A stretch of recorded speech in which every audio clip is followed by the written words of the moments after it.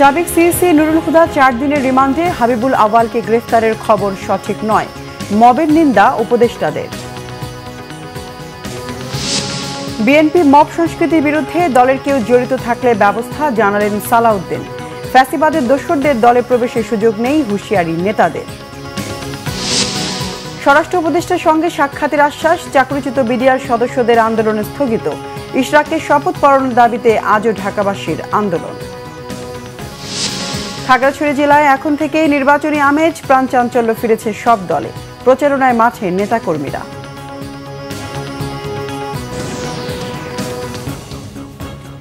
দেখছিলেন crown cement সংবাদ শিরোনাম, এবার বিস্তারিত সংবাদ।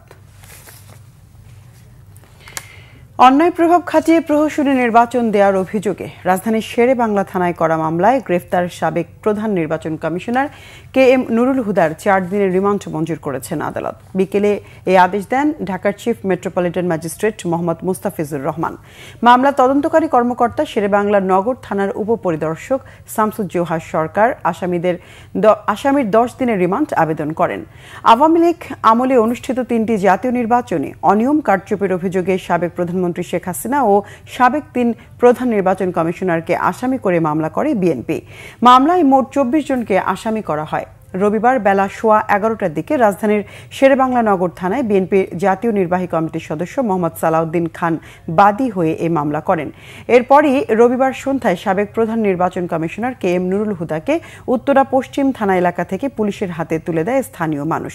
সাবেক ইসি প্রধানকে নিরাপত্তার জন্য পরে ডিবি হেফাজতে নেওয়া হয়। স্বরাষ্ট্র উপদেষ্টা অবসরপ্রাপ্ত লেফটেন্যান্ট জেনারেল জাহাঙ্গীর আলম চৌধুরী বলেছেন, সাবেক নির্বাচন কমিশনার নুরুল হুদাকে আটকের সময় মব জাস্টিসের যে ঘটনা হয়েছে তা কাম্য নয়। সকালে গাজীপুরের মৌচাকে হর্টিকালচার সেন্টার পরিদর্শন করে সাংবাদিকদের প্রশ্নের জবাবে কথা বলেন তিনি। স্বরাষ্ট্র উপদেষ্টা বলেন, রবিবার সাবেক প্রধান নির্বাচন কমিশনার হাবিবুল আওয়াল গ্রেফতারের যে খবর প্রকাশিত হয়েছে তা সঠিক নয়, তাকে এখনও গ্রেফতার করা হয়নি। উত্তরা থেকে সাবেক প্রধান নির্বাচন কমিশনার নুরুল হুদাকে আটকের সময়ের মব জাস্টিস অনাকাঙ্ক্ষিত। এমন ঘটনা আইনশৃঙ্খলা বাহিনীর কেউ জড়িত থাকলে তা তদন্ত করে ব্যবস্থা নেওয়া হবে। পরে উপদেষ্টা হর্টিকালচার সেন্টারের বিভিন্ন এলাকা ঘুরে দেখেন, কর্মকর্তা কর্মচারীদের নানা দিক নির্দেশনাও দেন তিনি। মিডিয়া বলতেছেন যে হাবিবুল আওয়াল অ্যারেস্ট হয়েছে, ইনফ্যাক্ট এখন পর্যন্ত অ্যারেস্ট হয়নি। অ্যারেস্ট হয়েছে নুরুল হুদা সাহেব উত্তরা থেকে, বাট ওনার যেভাবে করা হয়েছে যে মব জাস্টিস, এটা হলো কোনো অবস্থায় গ্রহণযোগ্য না। এইসব কোনো ঘটনা ঘটলে আইন শৃঙ্খলা বাহিনীর কাছে তারা হস্তান্তর করবে এবং আইন শৃঙ্খলা বাহিনী প্রপার অ্যাকশন নেবে। আর ওখানে আরেকটা দেখা গেছে যে আইন শৃঙ্খলা বাহিনীর সামনেও ওনার উপরে করা হচ্ছে। এটার জন্য আমরা একটা তদন্ত করে দেখব, এটার সাথে যদি কোনো আইন শৃঙ্খলা বাহিনী জড়িত থাকে তাদের বিরুদ্ধে আমরা আইনানুগ ব্যবস্থা নেব। দেশে চলমান মব জাস্টিসের ঘটনার তীব্র নিন্দা জানিয়েছেন পরিবেশ, বন, জলবায়ু পরিবর্তন এবং পানি সম্পদ উপদেষ্টা সৈয়দা রিজওয়ানা হাসান। বলেছেন, মব জাস্টিসের ক্ষেত্রে স্বরাষ্ট্র মন্ত্রণালয় থেকে ব্যবস্থা নেওয়া হবে। বিশ্ব পরিবেশ দিবস ও পরিবেশ মেলা উপলক্ষে সচিবালয়ের সংবাদ সম্মেলনে তিনি এসব কথা বলেন। সৈয়দা রিজওয়ানা হাসান বলেন, দেশে একটি আদর্শ পরিবেশে অন্তর্বর্তী সরকার দায়িত্ব গ্রহণ করেনি। বর্তমানে পুলিশ অনেক জায়গায় সক্রিয় হয়েছে, আরও সক্রিয় হবে বলে আশ্বস্ত করেন তিনি। সেন্ট মার্টিনের প্রাকৃতিক পরিবেশ ফিরে আসতে শুরু করেছে জানিয়ে উপদেষ্টা বলেন, দ্বীপটি নিয়ে একটি মাস্টার প্ল্যানের চিন্তাভাবনা করা হচ্ছে। এজন্য জলবায়ু ট্রাস্ট থেকে একটি প্রকল্প নেয়ার উদ্যোগ চলছে। তিনি বলেন, সেন্ট মার্টিন দ্বীপ নিয়ে কোনো আশঙ্কা থাকার কথা নয়, এটিকে বাঁচানো দরকার। দ্বীপটি বাঁচাতে পারলেই সব আশঙ্কা দূর হয়ে যাবে। জানান, দেশের শপিং সেন্টারগুলো শতভাগ পলিথিন ব্যাগ মুক্ত হয়েছে, তবে কাঁচা বাজারগুলোতে নিজেদের অভ্যাসের একটি চ্যালেঞ্জ রয়েছে। 17টি পণ্যকে একবার ব্যবহৃত প্লাস্টিক হিসেবে তালিকাভুক্ত করা হয়েছে। শীঘ্রই এই পণ্যের বিরুদ্ধে অভিযান শুরু হবে বলেও জানান উপদেষ্টা। একটা আদর্শ পরিস্থিতিতে পরিবেশে আমরা দায়িত্ব গ্রহণ করি নাই। পরিবেশটাকে আদর্শ করবার জন্য আমাদেরকে সবসময় কাজ করতে হচ্ছে। আমি বলবো না যে মনোবল ফিরে আসেনি, কিন্তু তারা অনেকটাই সক্রিয় হয়েছে, হয়তো আরো সক্রিয় হবে। অ্যাজ আই সেড আর্লিয়ার, যে সন্তুষ্ট হবার কোনো সুযোগ কারোরই নেই। তবে এই মব জাস্টিস যেটা ঘটলো, মব অ্যাটেম্প যেটা ঘটলো, এটাকে আমরা তীব্রভাবে নিন্দা জানাচ্ছি এবং আমরা আবারও বলছি যে আইনি প্রক্রিয়া গ্রহণের কাজটা স্বরাষ্ট্র মন্ত্রণালয় থেকে শুরু হয়েছে। বিএনপি মব সংস্কৃতির বিরুদ্ধে সাবেক প্রধান নির্বাচন কমিশনার কে এম নুরুল হুদাকে আটকের সময় মবের ঘটনার সাথে দলের কেউ জড়িত থাকলে তদন্ত করে ব্যবস্থা নেওয়া হবে জানিয়েছেন বিএনপির স্থায়ী কমিটির সদস্য সালাউদ্দিন আহমেদ। দুপুরে গণমাধ্যমকে বিএনপির স্থায়ী কমিটির এই সদস্য বলেন, বিচার প্রক্রিয়া আইনগতভাবে যথাযথভাবে পরিচালিত হবে এমনটাই প্রত্যাশা করে বিএনপি। সাবেক প্রধান নির্বাচন কমিশনার নুরুল হুদার বিরুদ্ধে অভিযোগ, তার গ্রেফতার প্রক্রিয়া এবং তার বিচার প্রক্রিয়া আইনগতভাবে যথাযথভাবে পরিচালিত হবে আমরা প্রত্যাশা করি। তবে তার উপরে যে অবমাননাকর এবং লাঞ্ছনাকর ব্যবহার করা হয়েছে এটা আমরা সমর্থন করি না। এটি একটি বিচ্ছিন্ন ঘটনা। যদি বিএনপির যে কোনো নেতাকর্মী এই ঘটনা জড়িত থাকে তদন্ত করে তার বিরুদ্ধে ডিসিপ্লিনারি অ্যাকশন আমরা ডিসিপ্লিনারি অ্যাকশন কি বলবো।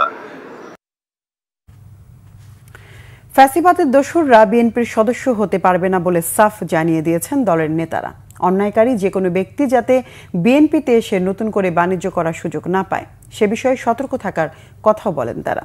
ঢাকা মহানগর দক্ষিণে শাহজাহানপুর থানা বিএনপির নতুন সদস্য সংগ্রহ ও নবায়ন কার্যক্রম উদ্বোধন করে বিএনপি নেতারা এসব কথা বলেন। তারা অভিযোগ করেন, গত 17 বছর শত নির্যাতন চালিয়েও বিএনপিকে ভাঙতে পারেনি আওয়ামী লীগ সরকার, বরং অত্যাচারের কারণে বিএনপি এখন অনেক বেশি সংগঠিত। বিএনপির সদস্য সংগ্রহ চলছে। এই সময়ে ফ্যাসিবাদের কোনো দোসর যাতে বিএনপিতে ভিড়তে না পারে সে বিষয়ে সতর্ক থাকার কথা বলেন বিএনপি নেতারা। 17 বছর এই দলটাকে কিন্তু ফ্যাসিবাদী সরকার ভাঙতে পারে নাই।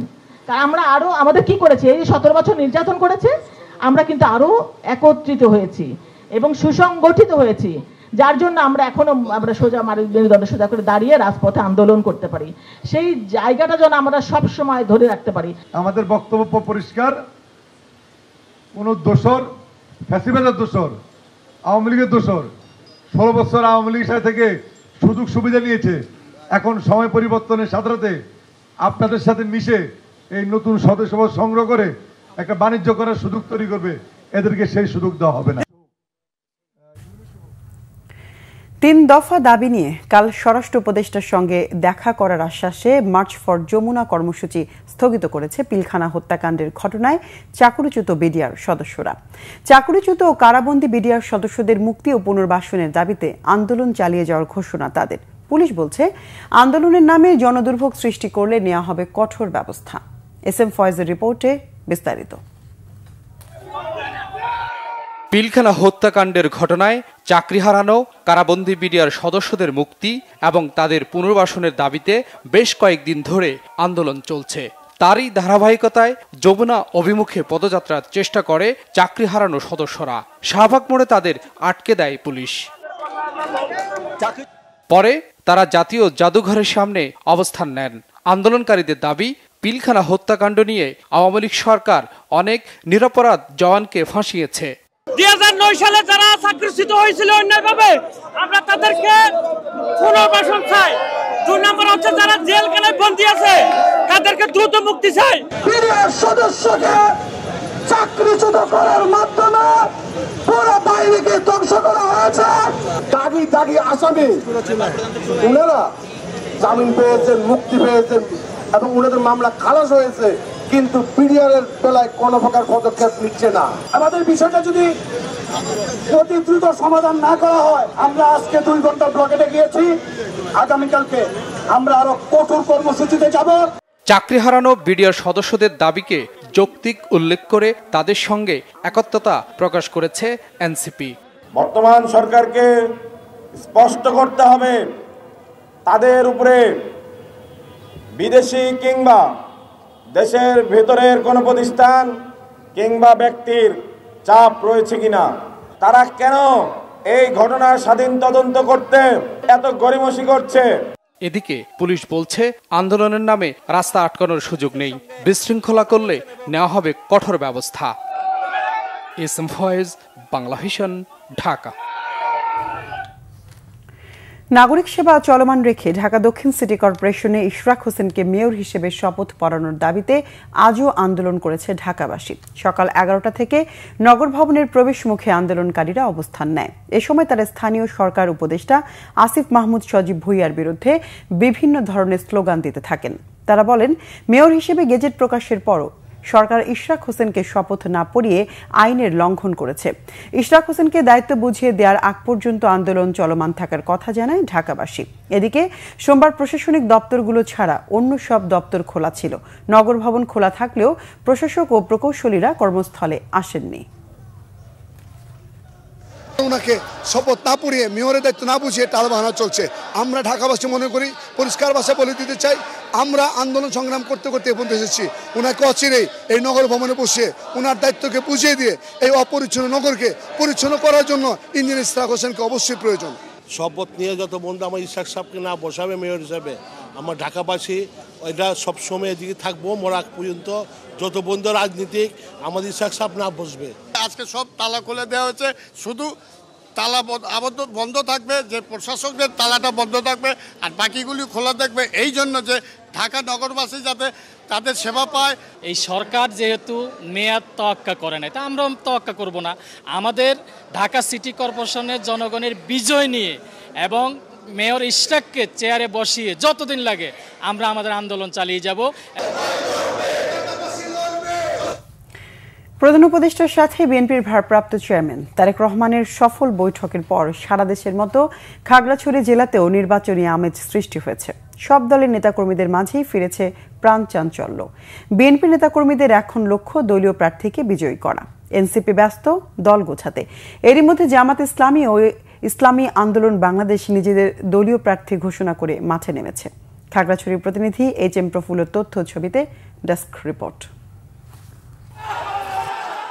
বিগত প্রায় 16 বছর খাগড়াছড়ির বিএনপির নেতাকর্মীরা ছিল নিপীড়নের জাঁতাকলে। তাদের বেশিরভাগ সময় কেটেছে আদালতের বারান্দায়। 16 বছরে খাগড়াছড়িতে 3 শতাধিক মামলায় 50,000 বিএনপির নেতাকর্মীকে আসামি করা হয়। নতুন পট পরিবর্তনের পর অবশেষে ডক্টর মোহাম্মদ ইউনূসের সাথে বিএনপির ভারপ্রাপ্ত চেয়ারম্যান তারেক রহমানের সফল বৈঠকে সংসদ নির্বাচনের সম্ভাব্য তারিখ ঘোষণায় সারা দেশের মতো খাগড়াছড়িতেও বিএনপির নেতাকর্মীদের মাঝে প্রাণ চাঞ্চল্য দেখা দিয়েছে। বিশেষ করে নতুন ভোটাররা উজ্জীবিত। সঠিকভাবে সুন্দরভাবে নির্বাচনটা হোক আর সঠিক প্রার্থী হোক, আমাদের পার্বত্য অঞ্চলের যেন অনেক উন্নতি হয়, এটাই আমরা চাই। যে ভোট পাওয়ার যোগ্য তাকে আমরা নির্ভয়ে ভোট দিতে পারবো। ডক্টর স্যারের রিকোয়েস্ট থাকবে যে এবার নির্বাচনটা সুষ্ঠু ও সুন্দরভাবে যেন হয়, দেশের জন্য আর বিশৃঙ্খলা না হয় এবং জনগণের একজন সরকার যেন দেশে প্রতিষ্ঠিত হয়। এদিকে দিন তারিখের অনিশ্চয়তা থাকলেও জামায়াতে ইসলামী গেল ফেব্রুয়ারিতে নিজেদের দলীয় প্রার্থী ঘোষণা করে প্রচার প্রচারণা চালিয়ে যাচ্ছে। সকল পর্যায়ের চাকমা, মারমা, ত্রিপুরা, হিন্দু, মুসলিম সবাই যেভাবে আমাকে গ্রহণ করছে, আমি খুবই আশাবাদী। অন্যদিকে ইসলামী ঐক্য জোটও তাদের প্রার্থী ঘোষণা করতে তৃণমূল পর্যায়ের মতামত নিয়েছে। আগামী নির্বাচন চ্যালেঞ্জের একটা নির্বাচন। এই নির্বাচনে আমাদেরকে বিজয় হওয়ার জন্য এখন থেকে আমাদেরকে প্রস্তুতি গ্রহণ করতে হবে। খাগড়াছড়ি সংসদীয় আসনের অন্যতম আঞ্চলিক রাজনৈতিক সংগঠন ইউপিডিএফ প্রসিদ্ধ গ্রুপ এখনো নীরব। তাদের বিরুদ্ধে রয়েছে অপহরণ, চাঁদাবাজি সহ নানা অভিযোগ। আর জুলাই অভ্যুত্থানকে বুকে ধারণ করে গঠিত এনসিপি নতুন বন্দোবস্তের দাবিতে মাঠে প্রচারণা চালাচ্ছে।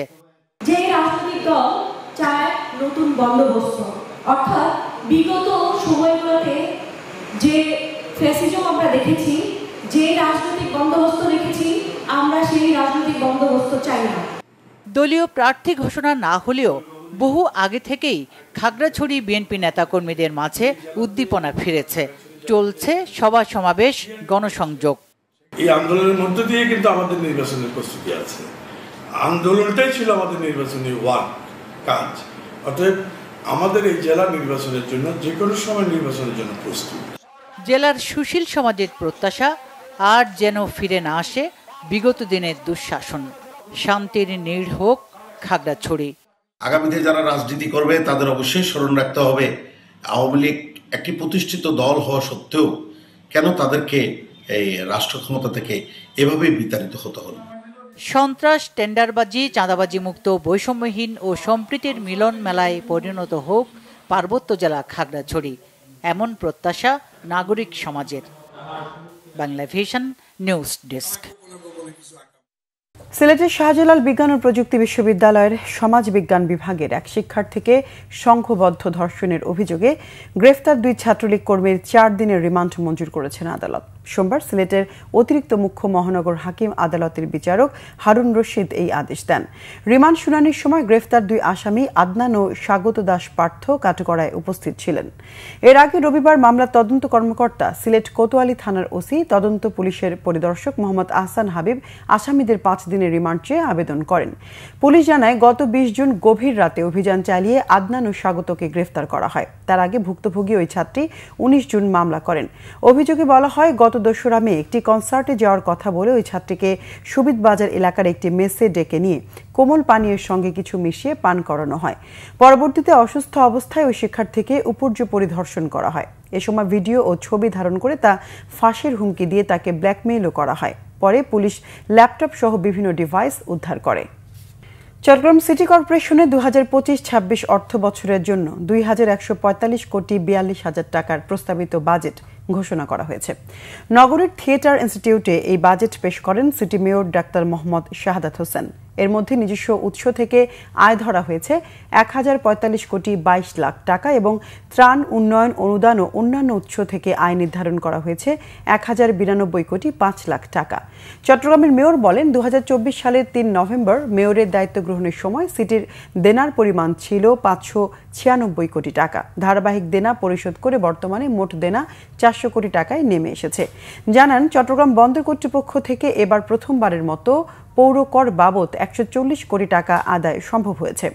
2025-26 অর্থ বছরের জন্য ঘোষিত মেয়রের 4টি কর্ম পরিকল্পনা হল চলমান নিয়োগ সম্পূর্ণ, কর্মকর্তা কর্মচারীদের প্রশিক্ষণ প্রদান, নতুন সাংগঠনিক কাঠামো প্রণয়ন ও অনুমোদন এবং চসিক কার্যক্রম ডিজিটাইজেশনে উদ্যোগ গ্রহণ।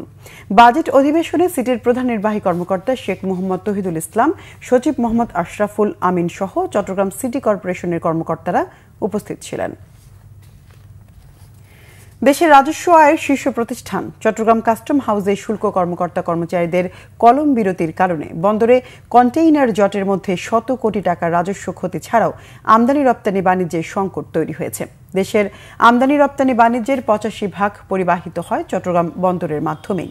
আবার বন্দরের মাধ্যমে আমদানি পণ্যের এনবিআর নির্ধারিত রাজস্ব আদায় এবং রপ্তানি পণ্যের ছাড়পত্র দেয় কাস্টম হাউস। সুতরাং এই দুটি প্রতিষ্ঠানের সেবা একটির সাথে অপরটি জড়িত, অর্থাৎ বন্দর থেকে কাস্টমকে আলাদা করে পুরোপুরি সেবা পাওয়ার সুযোগ নেই।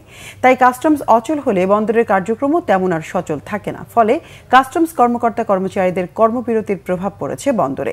Chittagong metropolitan chamber of commerce and ইন্ডাস্ট্রির সহ সভাপতি AM মাহবুব চৌধুরী ও C&F এজেন্ট অ্যাসোসিয়েশনের সাধারণ সম্পাদক মোহাম্মদ শওকত আলী জানান, চলমান কর্মবিরতি অর্থনীতিতে বিশাল ক্ষতি বয়ে আনবে, ব্যবসায়ী ভোক্তা উভয়ই চরম ক্ষতিগ্রস্ত হবেন। তাই দ্রুত এর সমাধান হওয়া উচিত বলে মনে করেন তারা। সেবা পেতে ভোগান্তি ও অনৈতিক লেনদেনের অভিযোগ ময়মনসিংহের আঞ্চলিক নির্বাচন কার্যালয়ে অভিযান চালিয়েছে দুর্নীতি দমন কমিশন দুদক। দুদকের ময়মনসিংহ জেলা কার্যালয়ের সহকারী পরিচালক মোহাম্মদ বুলু মিয়ার নেতৃত্বে দুপুরে এই অভিযান পরিচালনা করা হয়।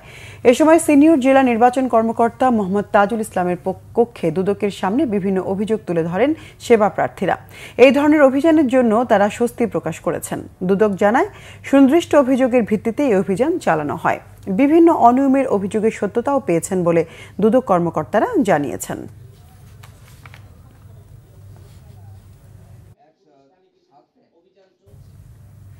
দেশের বিভিন্ন জায়গার আরো কিছু খবর নিয়ে এখন একটি ডেস্ক রিপোর্ট দেখুন। জামালপুর জেলা নির্বাচন অফিসে অভিযান চালিয়েছে দুর্নীতি দমন কমিশন। দুপুরে জেলা অফিসে এই অভিযানের নেতৃত্ব দেন জামালপুর দুদক কার্যালয়ের সহকারী পরিচালক কামরুজ্জামান। সিলেটের ফেঞ্চুগঞ্জের অসহায় নারীদের মাঝে ফ্রি সেলাই প্রশিক্ষণ দেওয়া হয়েছে। কুশিয়ারা ইউনিয়ন অফিসে 1.5 শতাধিক নারীকে এ সহায়তা দেন জেলা বিএনপির সভাপতি আব্দুল কাইয়ুম চৌধুরী।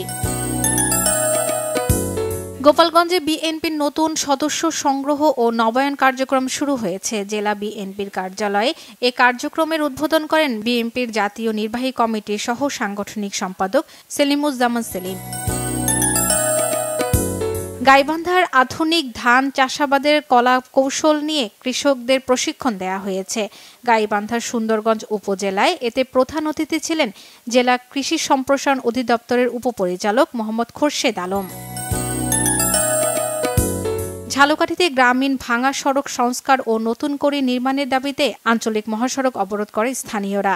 সকালে বরিশাল খুলনা আঞ্চলিক মহাসড়কে ঘণ্টাব্যাপী এ কর্মসূচি পালন করেন তারা।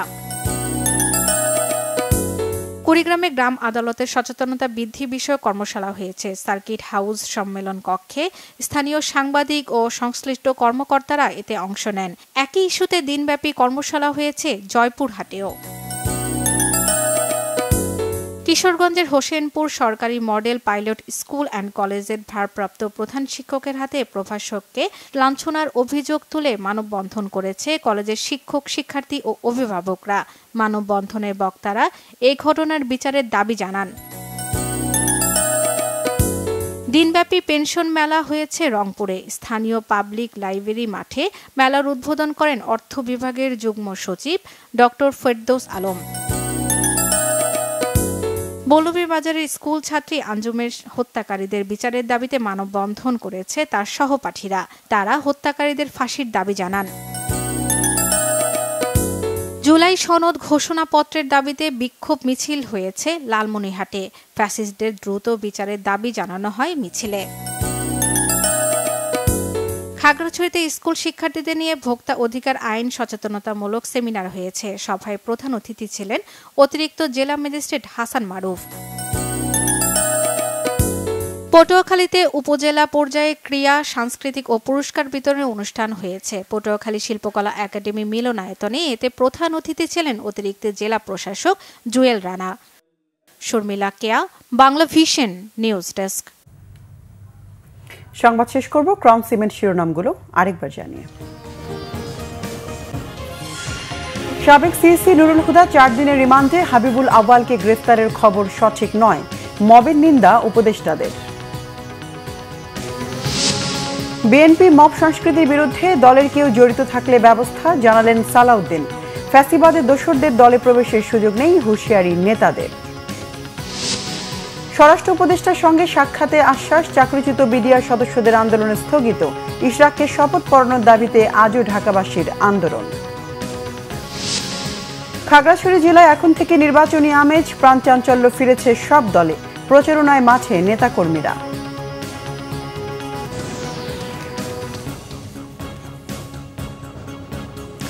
দর্শক, এ ছিল এখনকার মতো। পরের সংবাদ সন্ধ্যা 7:30টায় দেখার আমন্ত্রণ রইল। এছাড়া বাংলা ভিশন সংবাদ ও সংবাদ সংশ্লিষ্ট অনুষ্ঠান দেখতে ভিজিট করুন www.bvnews24.com ও facebook.com/banglavisionnews এবং সাবস্ক্রাইব করুন youtube.com/banglavisionnews। এতক্ষণ সঙ্গে থাকায় ধন্যবাদ সবাইকে।